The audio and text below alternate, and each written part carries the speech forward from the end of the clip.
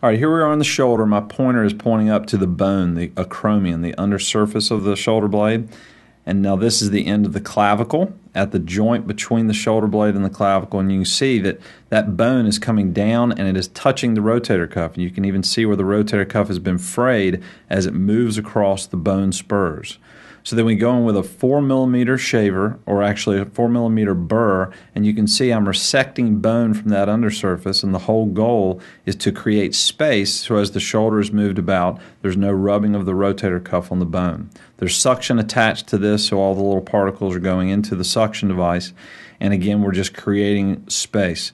This individual patient has had about 5 to 7 millimeters of bone removed to create a total space of about 1.5 centimeters. I've now resected over to the clavicle, to the end of the collarbone, and now I'm taking out the undersurface of the clavicle, again to create space for the rotator cuff.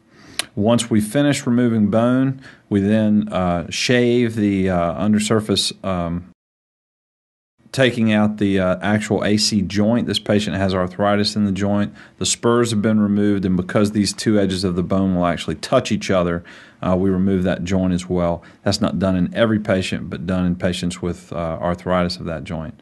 Now the resection is complete. There's probably 12 millimeters of space. I'm now probing the rotator cuff to make sure there's no full thickness tears, but you can see how getting the bone away from the rotator cuff will protect it in the future so that the rotator cuff doesn't go on to any complete tear.